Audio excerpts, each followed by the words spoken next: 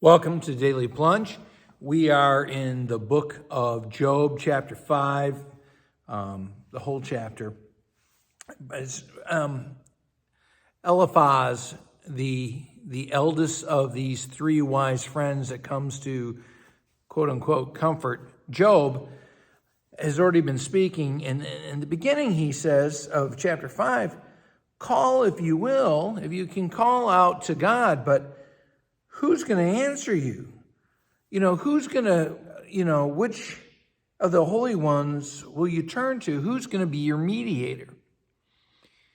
And I think one of the things that this represents is about how he really doesn't know God.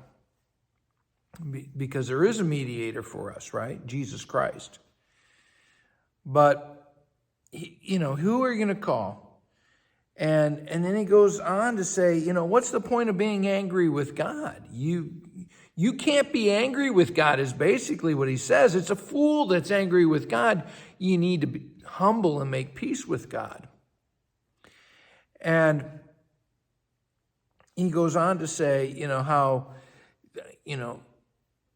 verses 6 and 7, hardship does not spring from the soil, nor does trouble sprout from the ground. Yet man is born to trouble. And the thing is that life is hard. It is. And again, I want to say not all the teaching of Eliphaz is false. Much of it's true. It's just he doesn't know God fully. And he is speaking as though he thinks he does. And he says in verse 8, if I was you, I'd appeal to God. I would speak to him and humble myself. And he goes on to say that, you should find that beautiful, wonderful God that's out there, which is interesting because on what basis do you see this if this is the same God who is striking us? And that's the thing that's sort of at the crux of this. God is magnificent and wonderful and beautiful. But how do we know that? We know that because of Christ, who ultimately shows that. If we don't have Christ, if we don't have the preached word that brings us Christ, if we only look at nature, if we only look at the world, yes, we will see the beauty, but we will also see the God of judgment, the God of the law. And that's where Eliphaz comes up short.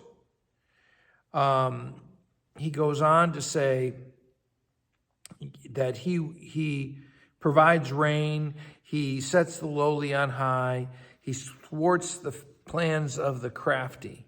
And I think this, in verse 13, he catches the wise in their craftiness.